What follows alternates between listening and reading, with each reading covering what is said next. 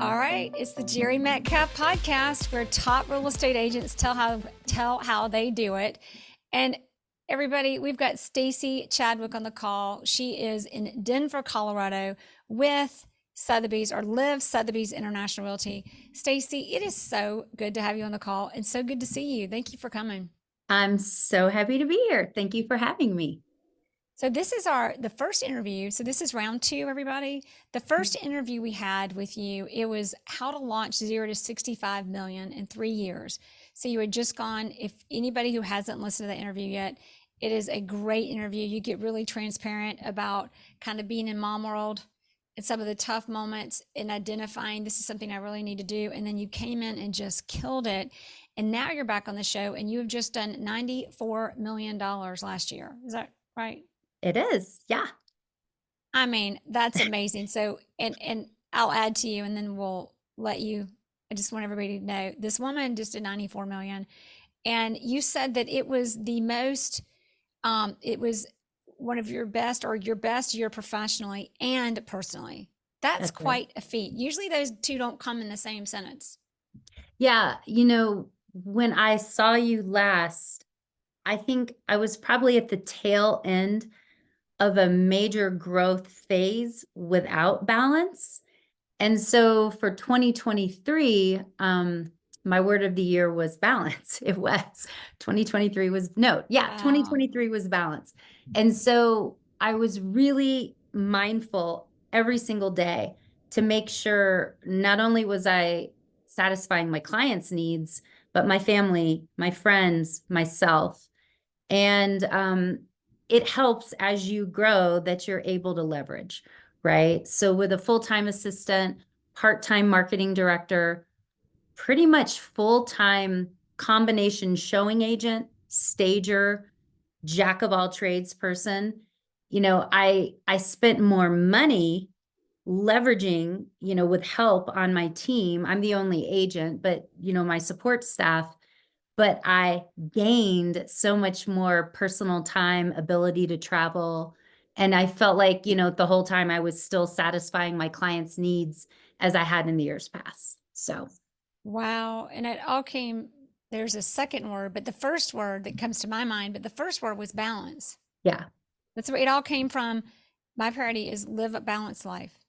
yeah, yeah. And it came really from a place of imbalance as much as my growth trajectory was kind of exploding. All I was doing was working, and I wasn't able to spend that quality time with all the people who I was working for. So, starting in 2023, even though it was my biggest production year, it was also my best personal year, which to me, the personal piece is really more important than the production. Wasn't that what it's all about, right? Like, Mhm. why are we doing this? I mean, Yeah, maybe some of us are doing this but right, like it's the business is personal. yeah, yeah, Um, and a word that so a word that comes to my mind is, or you said it, is leverage. yeah. You It's said true. balance. Now, when you said balance, did you know what was coming after the word balance? Did you know I'm about to leverage, or was that a result of prioritizing the balance? I think they're kind of symbiotic, pretty well connected to each other. I had started leveraging, people will say this, and I think it's true. When you think you need a part-time assistant, you need a full-time assistant.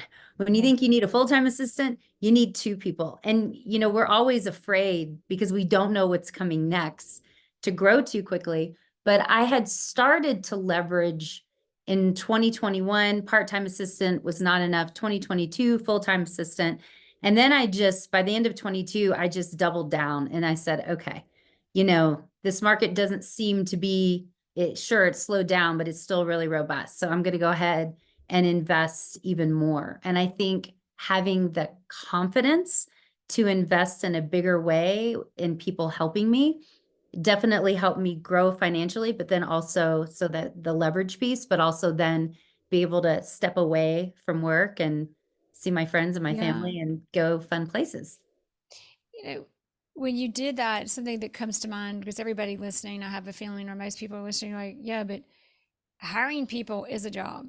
It is. It's hard. It's hard. When Yeah. no, like it's how many people have hired people, and there's a whole nother frustration or expectations or what do they do and the training and I've seen people say, okay, this is what I need. I need to hire this. I need to hire this kind of person to get the job done. I need to hire a showing agent, but then the showing agent doesn't show up appropriately. Like there are all these things that just go wrong when we don't set people up for success. Um, but that's the Jerry Metcalf perspective on the whole leveraging thing. But when you leveraged and you did it successfully, um, what was two questions? What was most challenging and why did it work? Maybe what was most challenging first? I think the most challenging piece is when you build your business on your own, it's very hard to let go of the things that you really should let go of. I mean, I'm very detail oriented. I'm a perfectionist in a lot of ways. So, for me to spend time marketing, negotiating, client services, which is where my space should be, for me to let go of the smaller details and hand them to someone, that was very hard for me. But then once we established a trust level, it became easier and easier. And then it was kind of like, oh my gosh, why haven't I done this before? I'll tell you, for me, the success piece and the people that I've hired, they all are agents with their licenses. So I don't work with anyone, including my stager / showing agent. Obviously, she has a license. I've never hired anyone who isn't licensed and doesn't have experience in the business. I'm looking for someone in my support staff that wants to be in second place. They don't want to become an agent. They really don't want to handle all the 15,000 balls that we have and the stress that we never talk about enough. They really want to be support people. So, two things for me are you have to have a license. It's really advantageous if you've been with Sotheby's, because then you either have the Live brand under your belt or at least the Sotheby's mindset. And Yeah. then you have to really not want to grow into agency, because I don't, for me, want a team of agents. I want people who are working with me to support my vision. Right. So who is the person that's supporting you supports their goal, which is how many people are looking to work for someone because they want to be an agent? I feel like most of them. Yeah. It's a hard find, but a lot of the people I work with have actually taken a stab at being an agent and felt like it was just too stressful or too unpredictable. And so they love the world, but they really don't love the, They're really unpredictability. grateful that you're the one in the role and that you need them. Like it's a real Yeah. fit. And there's a lot of those people too. Yeah. No, and for me, that's what works. But everyone has a different formula. It just, for me, it's someone who wants to be in a support role, um, have more regular hours, right? Because we tend to work 24/7. And yeah, it's hard though. It's not easy by any stretch. But if I Well, check those 3 boxes to start, then I have a better path towards finding the right person to work on my team. and those three boxes are they have a license, they Mhm. have experience in the business, and they're looking for a support role. And Yeah, there's a fourth one, they're looking for structure. absolutely. That's a good Yeah. point. Yeah, That's kind of absolutely. ironic though, because structure in real estate, but that's what here's the question. As an agent who's doing basically 100 million a year, there's a lot of chaos. There There was is. a developer I was listening to the other day, and somebody said, how do you have such consistent success? And he said, my business is like an emergency room. It never stops, but we always see it through.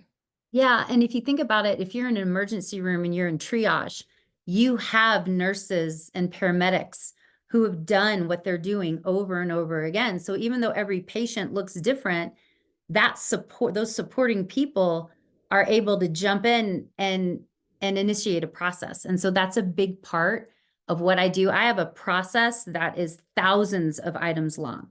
And every single transaction, whether it's 500,000 or 5 million, follows the exact same process, right? So then you get those practitioners who get really good at executing. And I think it is the same as an emergency room. Every day looks different, but the process doesn't change. It doesn't. Well, the irony is people hire you for results, not process, but it is that process. I mean, being now that Jerry Metcalf has not been I've not been selling houses for 2 years. It's kind of cool. It was scary at first, But what I love to hear you say is when you just said, so I have checklists, right? That everybody gets a copy of the buyer checklist, the seller checklist, the closing checklist for the buyer versus seller. And the process, it's like, are you freaking kidding me? And I'm like, nope, because to your point, it's it's the process is thousands of items long, and a few things back to setting people up for success.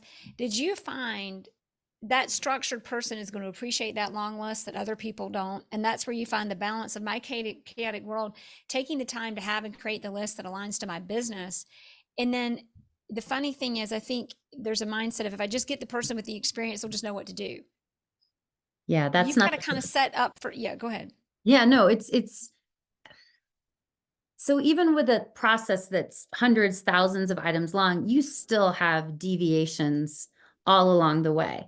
But I take great comfort in repetition. And so I find that the people who work with me having that list of, okay, I've been doing this for years. However, I know, this is what I need to do, and just kind of checking that off.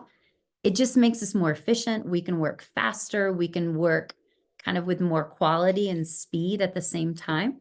Well, I think So, was, go yeah. ahead. No, go ahead. Well, what was interesting, I think, about what I love about this, because sometimes we're like, not just there's this whole dynamic of tell the person the goal. There's a lot of stuff out there that says tell the person the goal and then let them figure out how to do it. And I find that just doesn't work because I think that message is misunderstood. Is is if they understand what the process is and what it looks like, I found that when you're leveraging, once they get it done the first time, those steps that are so essential to stop emergencies from happening get left out one by one by one until all of We a can. sudden every deal Yeah. turns into a crisis. Yeah. And We now you're can. just putting out fires, even though you have an assistant and you don't know why. And some of this, for everybody who loves to read on this book, Horst Schulze has a book called Excellence Wins. And he actually talks about that in the book when you're running operations and leveraging the importance of understanding. You don't want to bog yourself into details, but understanding how a company, how your business, whether it's the Ritz-Carlton or, and this was the Ritz-Carlton Atlanta, and his story of the room service was taking 2 hours and nobody could figure out why. Yeah. And it all, he had to break down to exactly what's going on, where you break, and then looking at your business, when you've got those kinds of steps, it sounds awfully exhausting, but it sure does avoid a lot of fires that cost you deals and hours for the few hours you put in up front. Yeah. And I think there's another piece to this, kind of alluding to the Four Seasons. And that is, and probably my team will watch this maybe at some point, so I hope they will agree. I really try to reward everyone I work with at a higher level than the industry does. So I try to pay more, I bonus more, I do random bonuses. We do, team nights out. I'll give them massages. I went to Vegas for G&E last year and brought my assistant back a really nice purse. I'm trying, really front of mind. I mean, consciously trying to think, what can I do to make these people want to stay with me? Because they are the reason why I'm able to both produce and go on vacation, So I think the human element, I never lose my temper. Things go wrong. I make mistakes all the time. So why wouldn't the people I work with make mistakes? Just trying to give people a reason to say, yes, this is a chaotic world, but I really like it. I really enjoy being here. I think something really powerful in what you said is a lot of times there's a mindset of I'm paying you, so you work for me now. And the reality is everybody's a volunteer. Oh, absolutely. And anyone can go work for anyone, Exactly. anyone watching this who has had an assistant or is looking, it's not easy. So if you're good at what you do, you probably have options. So I want to make sure that the people on my team don't want to exercise any of those other options, if Now, possible.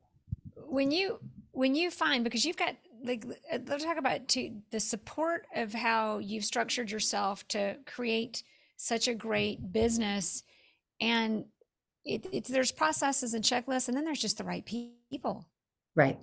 Right. Well, like, what And is it, like, walk us through, if you would, what is the whole, like, how many assistants, how many, like, what is, how many people, or how does it, like, how do you leverage full-time, part-time, like, walk us through, Well, like, how yeah, that, I what that can tell support you system my looks like. formula because I'm just one agent, right? So I won't ever have a team of agents. I won't have agents under me.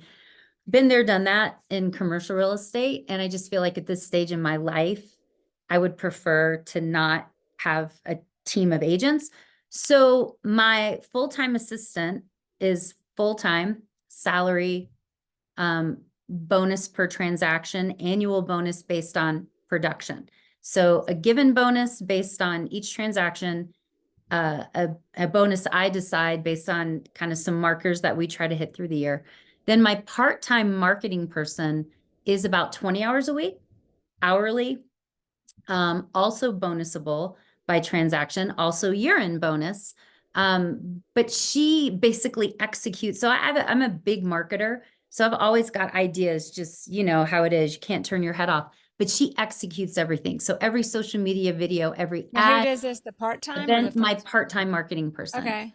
And so I layered her on in 2023. In 2022, I had a full-time assistant. Then I brought in the part-time marketing person. And at the same time, and this is more of an hourly person with an ad hoc bonus that I decide, is my stager, showing agent, jack of all trades person. And, you know, she's mostly hourly, but then I would determine, you know, any kind of bonusability. So you kind of go, if that makes sense, I kind of have full-time, part-time plus, and then part-time decisions. So they're all a little bit different. So you've got a full-time support person. Mhm. You've got a part-time person who does marketing as you need it. Yeah. And And then both of those are that's bonus. about 20 hours. And then the woman who shows and stages for me is probably 20 to 30 hours a week. So probably the equivalent of 2 full-time people who are capable of executing everything. Very Like different talents. That's the benefit of having the different people. You've got someone who's basically your rock, your support yeah, system. correct. You've got a second person doing the marketing as you go, Yeah, who's paid basically as you go, and they're bonusable. And then right. you've got a third person who's like more you're in the field, available to show, available to stage, all of that good stuff. Yeah. And so I guess it's that like that one person that's like your rock that when you leave town, they can take, or if you're not around, you've always got backup. I've always got backup, and I've got backup to my backup. So if for some reason I'm gone and Lindsay, my assistant, is gone, Beth can easily step in, show for me. I mean, they're all people that I would feel and do feel 100% comfortable stepping into my shoes. And that's huge. Yeah. It's huge, you know, so that when I'm not available for whatever, I have jury duty tomorrow. If you can believe it. I've lived in Whoa. Florida over Well, 20 thank you years for and I've being here the never, day before because you've yeah. got a lot to prepare for. Yeah, Yeah. so jury duty tomorrow. So I have showings, I have buyers, and I'm just, you know, executing different people in my shoes because I can't be there. Hopefully one day of jury duty and no more. This is a good topic because we haven't even, y'all can listen to the other interview if you want to get to know Stacie. We're going to get to know you too. But everybody asks so much about this, and so many people kind of wing it.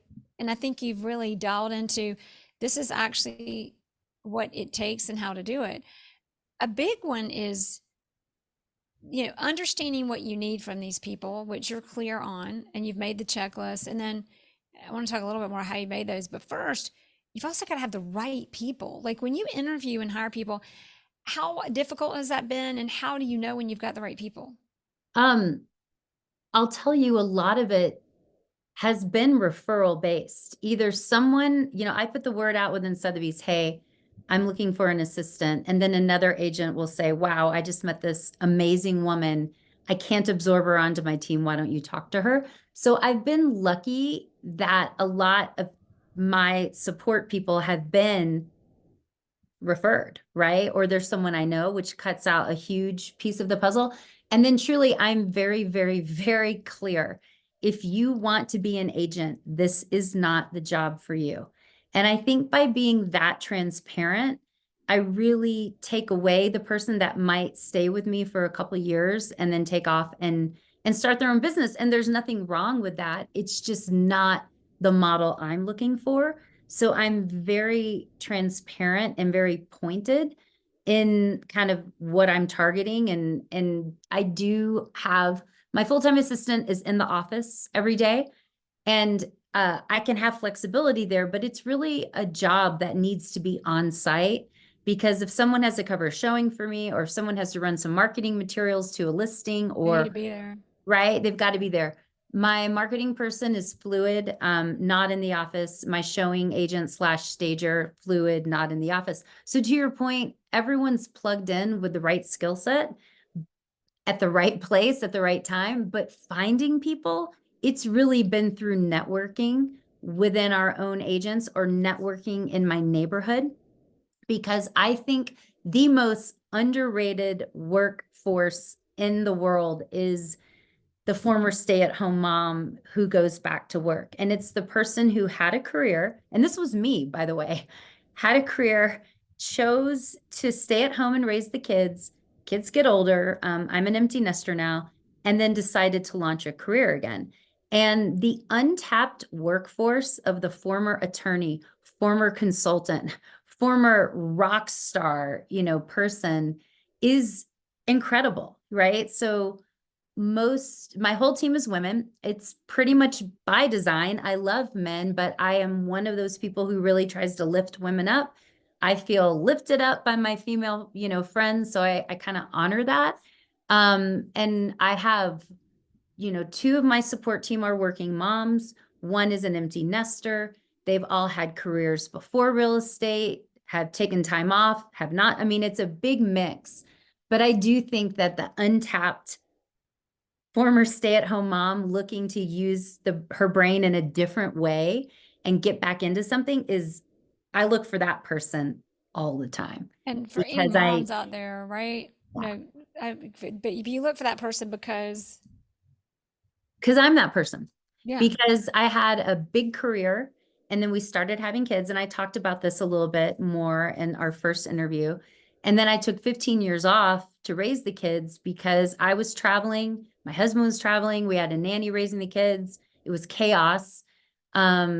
And then as they got older, I got back into the workforce. So I'm kind of looking for someone who's had my trajectory, but not always. My full-time assistant has always worked, has a child, is working with a child. So it doesn't have to be a cookie cutter thing, but I do have, certain things that I think work with my style, basically. when you look at like, love those people who say everything's easy. Oh, I was just blessed. No, you weren't. Like, not you, but like, what has been the most, when you look at leveraging, or maybe it just may be in real estate in general, but when you like, what has been the most challenging thing for you? Maybe about business or about really leveraging yourself or creating that balance, whatever comes to mind. Like between my personal and like leveraging in order to create What I balance. really want to know is what's the most challenging thing about getting the right team together to appropriately leverage your business? Um, Good question. I think the most challenging thing, because I talk to a lot of other fellow agents, who have an assistant or looking for another assistant, we're always networking with each other. It's figuring out the recipe, right? So the Mhm. recipe for each individual person is different. Someone else with my production, let's say, so my average price point is 2 million. That means I do less transactions, right, for 94 million than someone whose average price point is a 500,000. That person is going to need a lot more support to do all those deals. So I feel like you have to figure out the recipe first. Like, what's your average, what do you Well, it's either, a $500,000 deal. It's a different support in the same market. A $500,000 deal and a $2 million deal require different amounts of support too. well, not only that, but if you're going to go to 90 something million, you have to do 4 times the transactions. So you in that market would need more support than I have, right? Because you have more volume, more sides. Yeah. So, or maybe the same volume, but Well, more it sides. depends on the support, right? You've got companies where it's all paperwork, and other Yeah. companies where you've got a stage or a photo shoot, you're at every showing, you've got a phone call to be made to give feedback on every showing that you might not on different with different agents and different sources. Yeah, Because but you're it's so high touch. Yeah.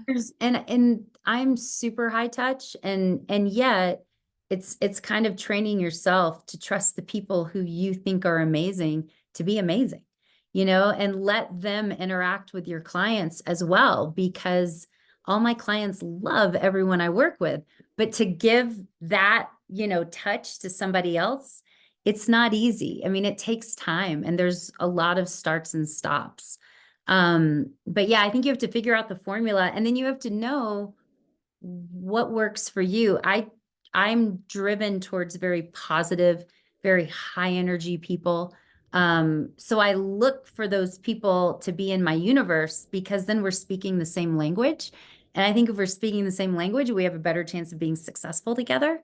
You know, some people would say, and as a coach, you might say, well, but if you're more introverted, maybe you want someone who's a little more extroverted. So I don't think that there's one right answer. But for me, it's people who kind of are very like-minded, similar, positive, I think pretty high energy personalities.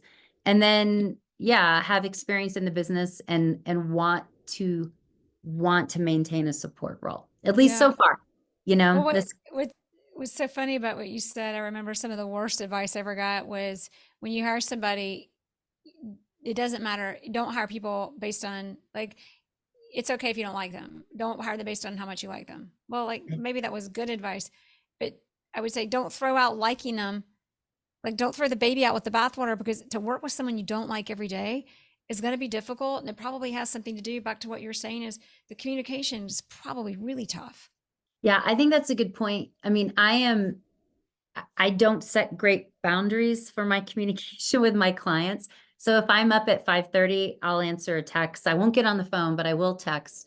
You know, I am just back and forth. And generally speaking, the people on my team are the same type of communicators. You know, we're bouncing ideas off each other via text as I'm showing a house. You know, it's for me, what works is a lot of similar thought processes and communication styles for sure. And I don't want to work with someone I don't like. I don't want to work with someone who doesn't like me. You know, Right. I don't know how that is sustainable. Exactly. I'm sure the message was just make sure they're good at the job. But if you don't like them, it makes the rest of it really tough to do. Yeah. Now, when you look at talking about being high touch with your clients is so important, especially in a luxury market. Mhm. Um, there are things you need to let go of, as you said. How did you decide and know what to let go of? I think, you know, it gets back to understanding where my time is most valuable for my clients, right? And that would be those high producing, you know, calls, conversations, negotiating, marketing, um, strategizing with or around with an agent on the other side who's a good agent, strategizing around an agent on the other side who might be a roadblock. So I think you just learn with time. My highest and best use is not delivering marketing materials. It's not running a mailbox key to the closing table. There's a million things like that that I once did in my career. But if I'm really leveraging, then I'm working with my team to do the things that aren't so specific to me impacting my clients. And then I am owning those high value tasks and really not giving those up unless, you know, I'm stepping away to be on, you know, with my daughter at graduation or jury duty. And then having the people that you trust to step into your shoes and who your clients love. I mean, it's a system that works for me at least. Yeah, and I'm guessing here, but it what I just from my personal experience is a lot of it comes down to having relationships with people the same way we do with our clients or of that trust and synergy and connection, having the same thing with the people who work for you. Yeah, and I would say something too. I mean, I'm a big texter because texting is so convenient. But not enough agents pick up the phone anymore. And Mm. so, you know, and I don't know, I mean, I think we evolved into that world a little bit because texting is so expeditious and convenient, but I pick up the phone all the time. I always answer my phone, even if it says spam. I know that if it's spam, I can get off really quickly, but I will get inbound real cold calls from people who want to work with me, and they'll be labeled spam. So I always pick up the phone. And if Wow. it's someone who's not the person I want to talk to, I get off really quickly. And I will have agents, I will have, you know, buyers and sellers who are not my clients and don't know me They will say thank you for picking up the phone. And that blows my mind in this industry, that I think not enough people. And so to me, anytime I can get on the phone with another agent, a client, someone who's a critical piece of a transaction, that's time well spent. That's where I should be spending my time. If I'm just shooting an update, hey, we got loan availability approval, clear to close. Okay, I can text that. That's not a big deal. But if I'm going to problem solve, tell someone good news, tell someone bad news, I am absolutely picking up the phone and I'm answering inbound calls all the time. I mean, it's funny because it's like there are money making moments in our business, and those are money making moments. The Yeah, if ones you where you're knowing the times to actually be talking to people and doing it. and I get comments, and I'm not saying this I don't want this to come across the wrong way, but it's a good thing. I will often get comments from my clients and they'll say, I feel like I'm your only client. And yet they are interacting with my team. They are interacting with my transaction coordinator, my assistant, my marketing director is sending them feedback on all the marketing efforts. Like they're interacting with everyone, but they still get me, right? And they get me at the They times that they get the need better me. you and more of you. Yeah. And they get me at the times that they should be talking to me. And so I think that's one of the values of leveraging the right way.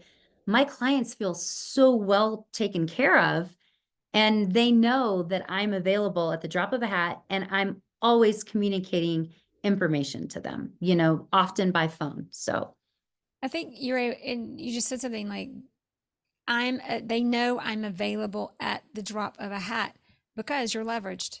yeah.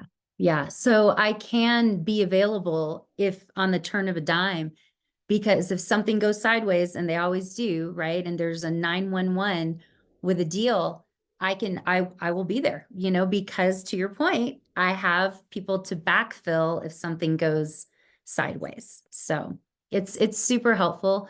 And someone gave really good advice. They said, well, when do you know if you need an assistant?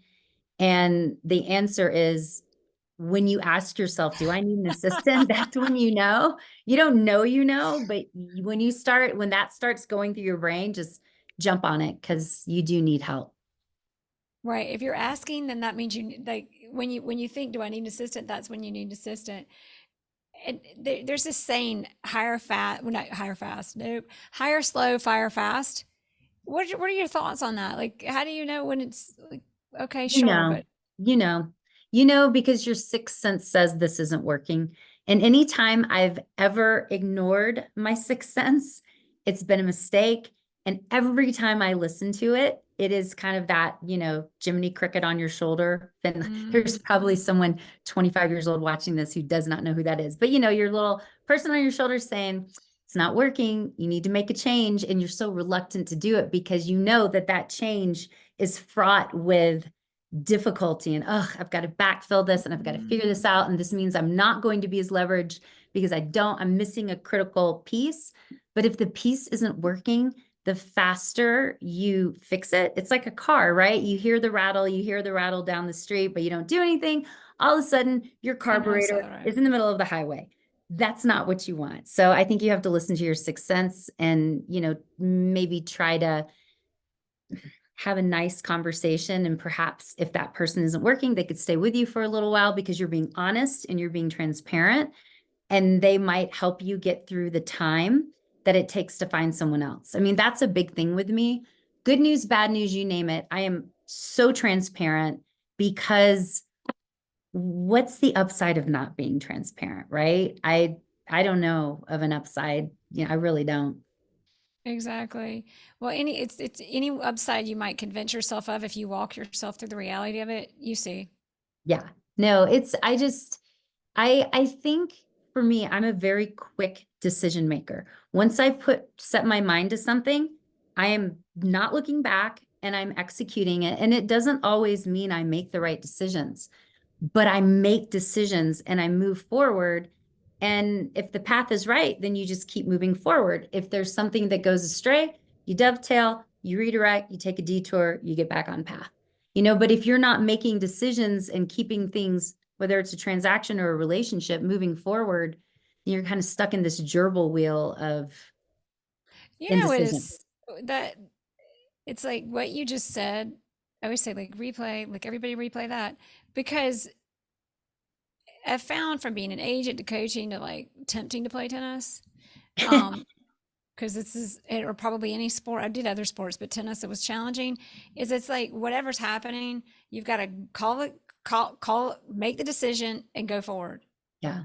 Yeah. I find there's a lot of the anytime somebody's stuck or even going backwards, it's a replay. There's something that's stuck on replay Right. rather than diving in, ripping back whatever the self deception or outer deception is, ripping back, see, okay, what's the truth? What's the reality? Call the shot, and whatever happens, go forward. Don't Right. replay. Because Go you forward. can't go backwards. Even if you Yeah. say, oh, I regret that, or I made a mistake. Well, you can't go You backwards. learn from it. Even if you want to repair it, you have to go forward. So I do tend to make quick decisions. Um, and I just roll with it. When you make a quick decision, a lot of people, what do you, when you think about in your life, what, like, how'd you learn that? I think it's more challenging for people than they know when you're in a situation, the way, especially the way you just owned it and you just own, like, look, don't look back, call the shot, right or wrong, and move forward. It's a great question.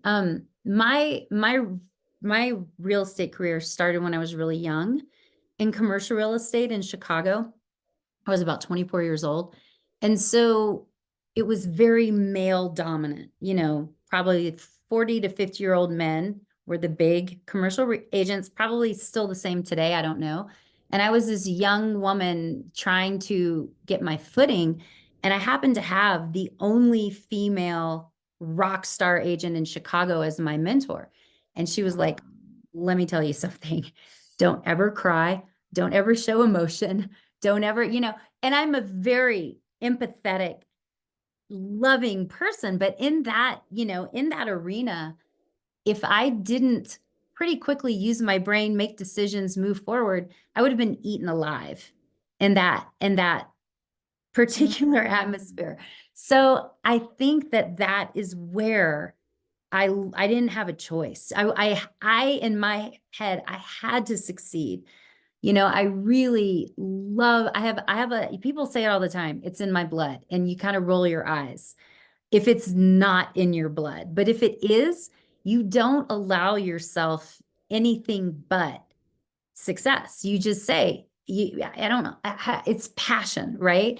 So in that arena with all these people that weren't like me, I had to make quick decisions. And that decision might be, I'm not going to cry because someone's screaming at me right now, right? I mean, that's a decision point. So I think that ability to kind of think quickly and make quick decisions was kind of born of necessity, if that makes sense. I Yeah. really, because I'm a people pleaser at heart. I think most good agents are. We want to make everybody happy. And, sometimes making quick decisions and being a people pleaser don't go hand in hand. Um, but I know that my ability to move forward and make decisions, good or bad, right or wrong, live with the consequences of those decisions helps me help my clients. Mm. Um, and helps me in life too. But yeah, no one's ever asked me that question, but I really do think it was from kind of being in a place where I didn't have a choice. In my mind, I didn't have a choice. There was no choice to quit. There was no choice to show weakness, so Yeah. in that I learned to be really tough and just kind of plow forward by Well, necessity. it's funny because when you're younger, a lot of what we're doing is based on what pleases who. Yeah. And as Other women, we people. might be right. What Yeah. might, why maybe it's so it's such a blessing to be in that environment where you had to dial in at a young age and call the shots or the consequences. And then when you Well, go yeah. forward, know what were you gonna say? Well, I was going to say you also learn to say no. And growing up, that was the last word in my vocabulary. But no is really powerful. No, I don't reduce my fees, and this is why. No, I don't have bandwidth to take this on, and this is why. No, I don't have the answer, but I'm going to go get it for you. No can be a very powerful and empowering word. Um, if you can use it with conviction and then, stand behind it. When did you first learn to say no? Not until I'm 54 now, probably not until I was about 40 years old. And I got into this business when I was 48. And I can't tell you, maybe I can tell you, and you'd have to, I think as you get older, you become more confident. You become more confident in who you are, and you become more set in your ways, good or bad. But that confidence Good to make them good. underpins your value system. And so as you strengthen that value system, I think you get more confident in turning away from the things or the people or the situations that don't support that value system. I.e., I can go on a listing presentation with someone that I've never met. And if the interaction, in the first couple minutes of talking to someone, if you are aligning, you know it. And if you don't know it in 2 minutes, you know it in 10. And if I go on a listing presentation and I can sense that someone is going to be the person who keeps me up at 2 in the morning, I will politely say no. I will say, I appreciate the time. I don't think that we are the right fit for each other. And I don't worry about, am I walking away from business, because we are in an abundant world. I believe in a world of abundance. And so that ability to say no helps me sleep better at night, because we've all been in those situations where, you can have 10 transactions going beautifully and one person who's just on you And it day affects and the night. 10. Oh, 100%. That's all you think about is the one. And you can't always step away from that. But if I see it coming my way, I'm gonna I'm going to cut bait before I even get into a place where I'm up at 2 in the morning, because we're just not aligning. Well, and to what you said, it's funny because I think a lot of people as real estate agents feel like you can just look at a lot of the approaches to win business in this business and how many people fail. Is there seems to be this mindset that it's because there's not enough. But to what you said, this is a very abundant business, as in one person can't do it all. So No, what if we just chose the business we did? 100%. And I found that when I have consciously walked away from something, pretty quickly something fills its spot that maybe couldn't have if I had chosen the path And that I it's was. usually better. Yeah, no, and it's usually better and you're happier, It's but kind of always better. That's the crazy yeah, thing. It's it actually is. gonna be better. And back to the abundance point is when we know, and we actually talked about this offline a little bit. We should dial into this too. Is that this is a very abundant business, and something that we had said offline is I was talking to you about, like, we were talking about how well you're doing, and you said, look, I have realized who my best clients are and what markets I know and where I'm going to do business. And within, I think you said, like, it doesn't go past 20 minutes of talking to someone. If I'm not the best agent for them, they have someone from me who is. And Oh, that is what absolutely. sending out that business or saying no. I want to talk about a moment you've said no just for fun, but that has like dialed you in. The deeper I go, the bigger my opportunities, right? Yep, I agree. And we can talk about this. I'll tell you a recent place where I said no without mentioning any names. But it's not only 20 minutes of knowing someone. I generally don't go more than 15 minutes from my home or my office, and my office and my home are within 5 minutes of each other, which is really lucky. I will refer out if it's something that's not in my sweet spot, an area that I know like the back of my hand. I don't care if it's 20 minutes away, I will refer it out, because I know that there's a better agent who's going to better support my client. And then I'm not running around trying to pretend like I'm someone I'm not, right? Trying to pretend like I have the answers that I That don't. fake it till you make it advice isn't always the best. Not in that situation, because there's no way in a city like Denver, I focus on the south suburbs, specifically Douglas County. There's no way I can know Ken Carl, Cherry Hills Village, Aurora. I don't know those markets at all. And so if someone calls me right now and says, you know, I found you online, I would love for you to represent me in Cherry Hills Village, I'm going to say, I'm not your person, but let me give you the expert. Who Then is? they're happy. I'm happy. I get a referral fee, which is great. And then they run off and do what they know like the back of their hands. So then I can do what I know like the back of my hand. And I'm a huge believer in that. I am not a generalist. I'm very specific about what I do. I've said this a lot lately, but it's just so true. People hire for three reasons, and there's only one reason you want to be hired, and they are being the cheapest, being the least worst, and being the best. And being the best is a great reason to be hired because that's what people enjoy paying for, Yeah. and that's jobs that we enjoy doing. And then anybody listening who's going, but wait, I'm new, so what do I do about that? The best advice I ever got on that was know your goal and be specific, and in the meantime, do business to learn.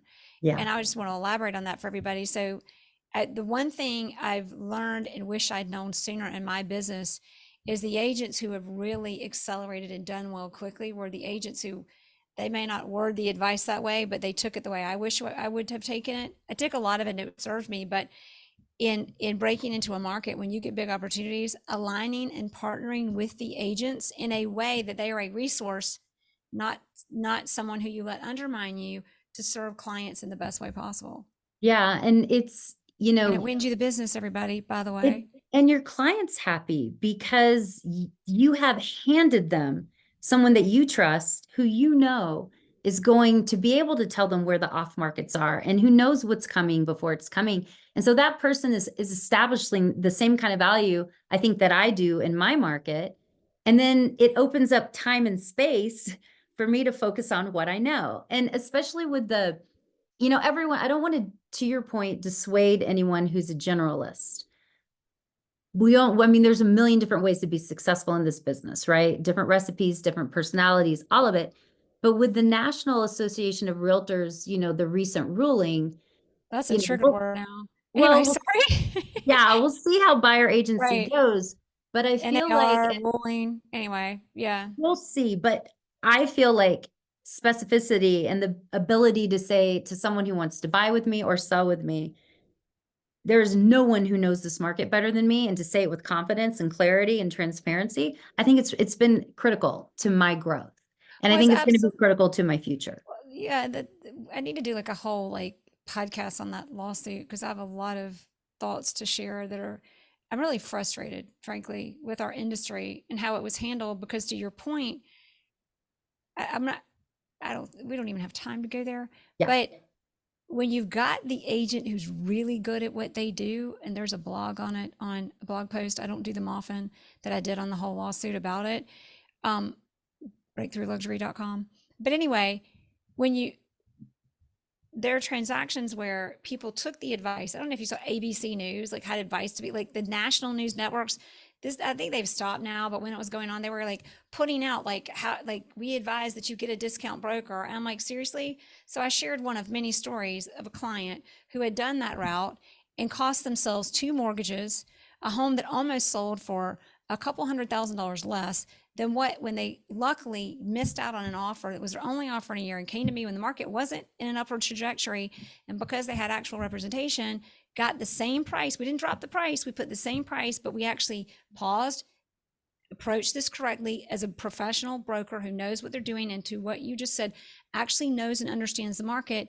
And within 2 weeks had three offers, one and two backups at a price that netted them a few $100,000 more than what they would have. And by the way, what about all the money spent and lost on the upfront discount broker and the year that it took? And I could just, I'll take a deep breath, everybody. Oh, no, I mean, and you know, right? discount brokerage is pretty rampant right now because we're so supply challenged all over the US that agents. What, right? The Yeah. irony, and I would just say to everybody who's like in this business to win it and be an actual broker and an agent, this is one of the best opportunities in our business ever, because inventory isn't what MLS decided to say, nor what NAR seems to have to say about our commission. Quite frankly, inventory is what is in existence, and your job as a broker isn't to wait for permission, but understand what people want and understand how to create opportunities and make them happen. Yeah. I'll take a deep breath again. No, but it's to your point. I'm about to be the second agent in on something that was marketed the wrong way, a home that wasn't presented the right way. We're going to go back to market, same thing, the exact same number, but I'm bringing the home back to market in such a better light than where it was with that discount agent that I am certain we will succeed. And, rather than discounting your fee, think about like what's your value proposition to defend your fee and then come in behind the discount agents and do a lot better job, Well, here's what's so ironic. How about, and this isn't to counter you, this is to agree with you. There's nothing to defend. That's what drives me crazy. Yeah. There's nothing to defend when what a great broker, which is why it's so important to be good at what you do, nets a client is so much more than whatever the fee is. I love how people have decided there's set fees when wasn't the lawsuit about set fees? And so now we're talking about set fees again, but wasn't that what we were in trouble for? Like, Yes. what is it? Anyway, I'll stop there. But no, I agree. There's so much misinformation out there, and it's Yeah, something that's evolving. But the takeaway for me with all the weird, it's a misunderstandings, huge advantage. it's a huge advantage to know your market. And for me, that goes far beyond that ruling. It's been what has underpinned my growth is being very Exactly. specific and being very knowledgeable about what I'm confident in relaying, and then outsourcing to people literally right down the street who have that knowledge base for that market. It's again, different strokes for different folks. There's different methods for different people, but that I think is the one thing that has allowed my growth to happen, fairly quickly. That and the crazy COVID real estate boom. There's that too. Wasn't But that crazy? yeah, Right. But yeah, it but is, this whole business is fascinating because we do it, or I did it. I keep talking about being an agent in the present tense, but being an agent, when you experience and see the impact of what being an agent does for a buyer and a seller of a home, and then you see that somehow our industry, and then what people put at risk and how much people can fail at this business, and then somehow we're on the quote unquote, I don't think we're on the losing end, because at the end of the day, what we do is what we do, and it brings such value to people. There's not much that can stop that. And to your point, I think that's been such a catalyst and will be to a success for a lot of really good brokers. That's the good well, news. and I think you just hit the nail on the head. What's your value proposition of an agent as an agent? If you don't know your value proposition, that's the first thing you should do before you create your database and start marketing. You got to figure out, well, why hire me?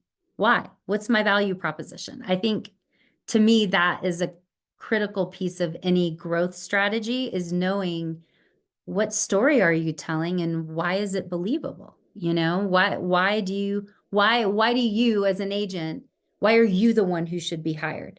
Discount, no discount. Lawsuit, no lawsuit. Like specificity generalist.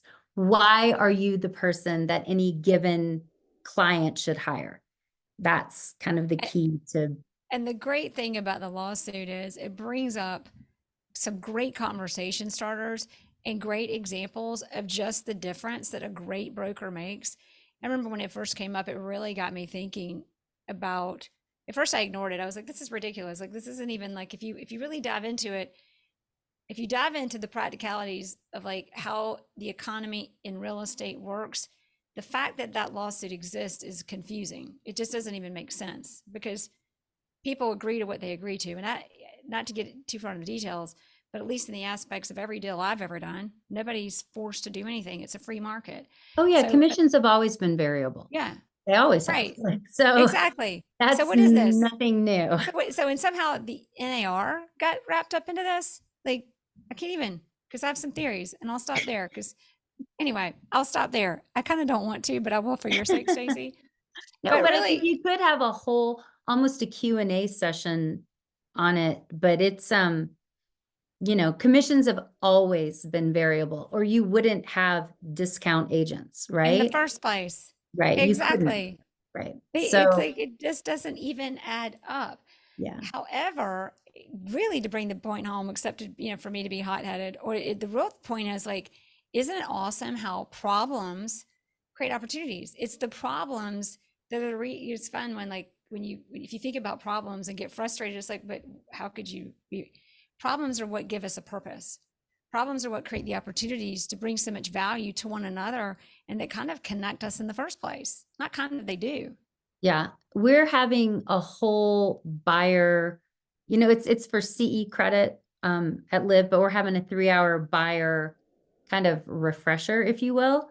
Yeah. I don't know that it's in light of the lawsuit, but just kind of exactly what you're saying, just restating, hey, commissions have always been variable, but let me tell you why I charge what I Let me charge, wait. Let me you tell know? you more. Where my mind goes, where people start listening, is what they have to lose. Let's talk about what you have to lose. Let's talk about and not to threaten people, right? But let's talk about what this really means and how all the parts come together. So everybody, like, there's this idea of like taking versus building something together, and it's crazy how. And I'm kind of sort of quoting my kind of sort of wannabe boyfriend, kidding. But anyway, I love Elon Musk, but he said it well when I heard him one day. He said, there are people who think of like the economy as taking, like it's like a sum zero game. There's no sum zero game. We're all building something, and as we build something, when we're buying and selling houses, when we're in an economy and we're working together, we're if we're in that concept of taking, it's interesting how it works. But when we realize what we're building and contributing and how much more comes out of it, just that mindset and understanding alone shows how these problems can be great opportunity builders when I we think understand and align to them the right way. absolutely. And it gets back to if you have that abundant mindset and you know how to articulate your value proposition, you're going to be fine no matter what, You're going to be you're going great, to, actually. You're going to be yeah, awesome. yeah, right. And those are two things, right? Those are two very simple things. Abundant mindset, articulate your value proposition. You're not going to have to worry about any of this stuff, as you build your business, I think. Right. And the less afraid of we are of problems, the more of them we can find to solve them and be the greatest resource and greatest broker for so many people, Yeah, the ones who so are our best many clients. people are conflict averse. I am not, because if you handle conflict the right way, it leads to resolution. And you sometimes can't have the resolution without the conflict. So if you don't look at conflict as a negative, but more as, okay, how do I take this situation and solve this problem? More often than not, you get great resolution that makes both sides happy. That's born of that conflict for the purpose of just yelling at someone is no good, but conflict for the purpose of actually trying to get to a higher place of understanding, it happens all the time, so I'm a big fan of conflict in a lot of ways. The right Right. conflict, though, not meaningless, not someone who's just that agent who, That's drama. That's not right? conflict, Not right? that conflict that leads to something better for both parties. That's just kind of day to day getting stuff done, I think, and nothing to shy away from. I love that, right? It's like leaning into where the problems are. It's leaning in to create the opportunities and solve the problems. It's solving problems and creating opportunities to grow better opportunities and better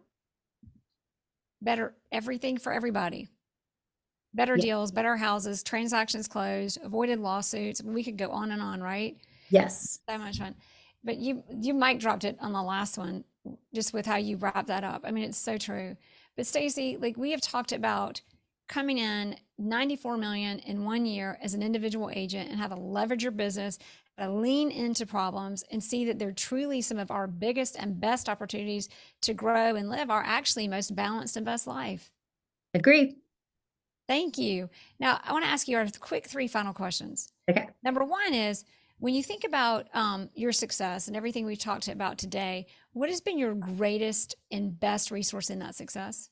If you narrowed it down to just one thing.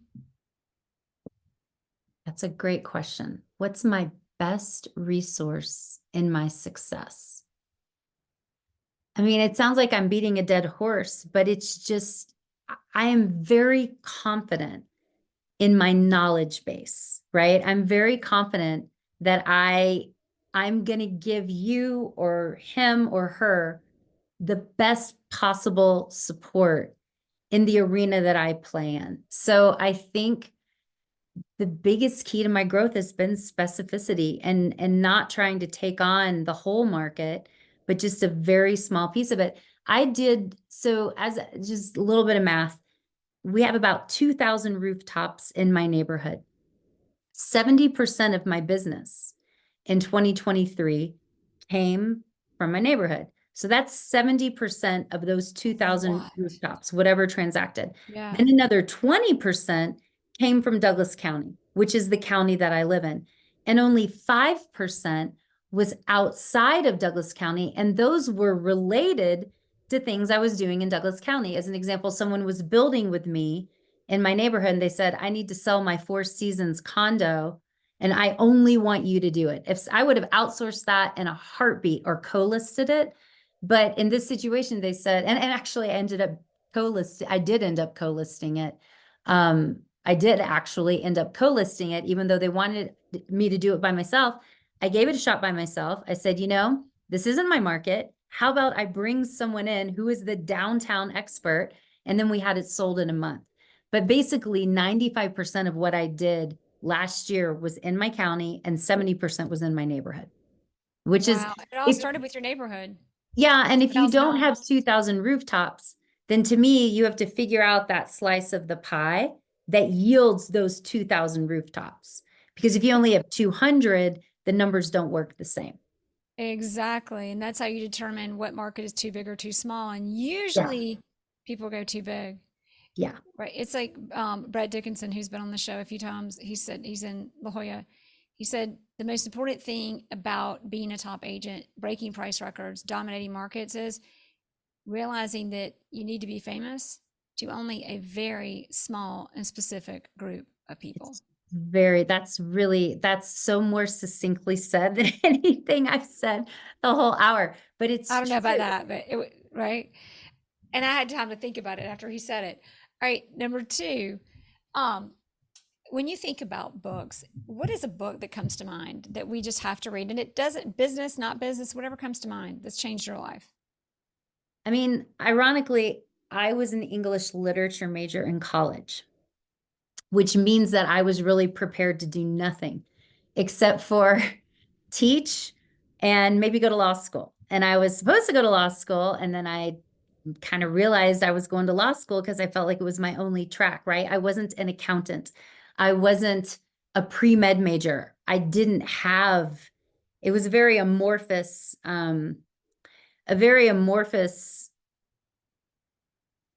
major. So I've always read fiction. I don't read self-help books. I don't read outliers. I don't read how to get past no. I'm just trying to, name some famous, Malcolm Gladwell type reads It's because impressive that you know them, right? I That's, know them because they're in yeah, the that's pretty ether, good but because you hear I them. no, yeah, I mean, I pay attention. But for me, I'm a little bit different in that reading is part of that balance. It's an escape for me. It's not a method of trying to do better. I do listen to podcasts, while I love Mel Brown right now. Who doesn't? I mean, if you haven't I listened to don't her, know who, okay, so I'm embarrassed, but oh who's my Mel gosh. Brown? She's probably got one of the most widely listened to podcasts right now.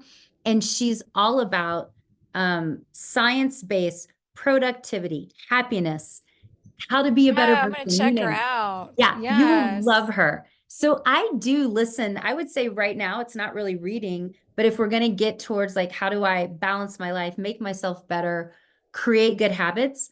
Mel Brown is who I'm listening to right now. Nice. She's amazing and she's real. She talks like a real person. She makes mistakes. She laughs. Like she is so much fun to listen to. And every time I listen to a podcast, I pull out one or two kernels that I'm like, yep, I'm going to do that. I'm going to work that into my Oh, I day. love it. I Yeah, can't wait you to check will her. love So, her, so Jerry. She's awesome. I can't wait. and to learn about you, right? So part of the message in there is like you got to have your space and your time so you can keep your balance and have your escape. Just you got to tell us give us a fiction book that you love.